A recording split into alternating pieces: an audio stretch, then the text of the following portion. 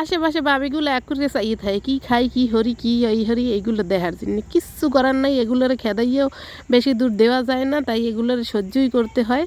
আসসালামু আলাইকুম, সকলটি কেমন আছেন? মুই আলহামদুলিল্লাহ ভালোই আছি। তো মুই মেলা দিন পর বরিশাল আইছি, আর এই যে দেখতেছেন তালের আড়ি, এগুলো তো বরিশালের খুব বিখ্যাত জিনিস। তাই মোর মায়ে এই তালের আড়ি হের বেআই বিরুদ্ধে পাঠাইছে, হেই আবার মগো লাগিয়ে 15 দিন পর্যন্ত ফ্রিজে রাখে দিয়েছে। এই যে দেখাইলাম, এর লাগে আবার চাল বুঝিয়েছে, কয় যে তালির আড়ি চিতই পিঠা মগ এইখানে কয় হয়েছে কাঁচিকুচা পিঠা হেয়ে বানাইয়ে খাইবে। তই মোর আছে একটা ব্যালেন্ডারের মাতবাড়ি, মুই হেইডে হেগু খালি চাল ভাঙ্গি দিম আর বাহি কাম হেরা হরবে। যাই হোক, মুই ভালোই সংসারী হয়েছি, হেই হেরা দেখে বেশ ভালোই অবাক হইতে আছে। যে জীবনে এক গাছ কুটো 2 গাছ করে নাই, হে হইছে যাইয়া এইসব পিঠে মিঠে বানাইয়ে খাওয়াইয়া দেখে হেগু আনন্দের কোনো শেষ নাই।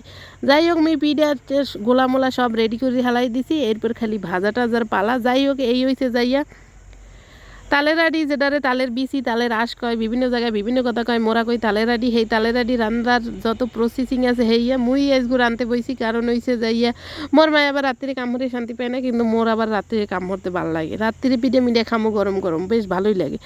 যাই হোক, এরপর তালের আড়ি রান্ধি হেলাই দিতেছি। রান্না তো আপনাকে হিয়ানের কিছু নেই, ইয়ে আপনারা সবাই পারেন, কিন্তু গ্যাসের চুলার রান্না খাইতে খাইতে মনে হয় যে মাটির চুলার রান্না একটু টেস্ট বেশি লাগে। যাই হোক, এই হয়েছে মোর পাশের ঘরের ভাবি, আর এই হয়েছে মোর আপন ভাবি। মোর আপন বাবু তো সবসময় কি খাবে না না খাবে সেই দান্দাই থাকে, আর মোর পাশের ঘরের ভাবি এই মোর দিক চাই থাকে যে মুই কি খাইলাম না না খাইলাম না নিলাম।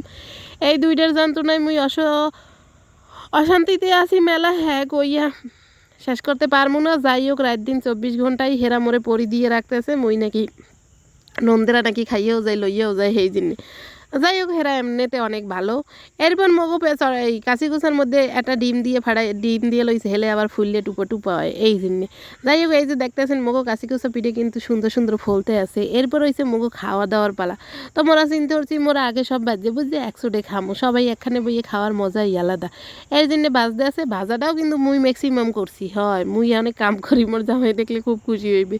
যাই হোক, মোর বইনে আর মুই বেহালা দিন পর দেখা সাক্ষাৎ হয়েছে, তো গল্প করতে করতে মোরা পিঠা বানাইতেছি, দেখতে আছি কেমন ফলছে না না ফলছে, কারণ অনেক সময় চেঁচাপাচ হয়ে যায়, ভালো হয় না।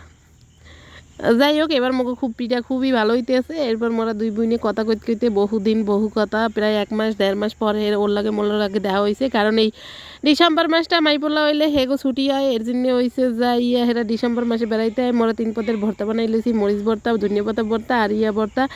আর এই যে দেখতেছেন তালের বিচি রান্দা, এইটা যে খাইতে মুই কি পছন্দ করি, এর জন্য মোর মায় ওই যে মোর বাবির বাপের বাড়িতে আনছে, হেয়াও 15-20 দিন ডিপ ফ্রিজে রাখি দিয়েছে মোর জন্য, মুই আইলে এরপর খামু। যাই হোক, মগো নিজে গো নাই, এই যে মুরগির মাংস আছে, এই যে পিঠে টিঠে বানাইছে, হ্যান মোরা খামু।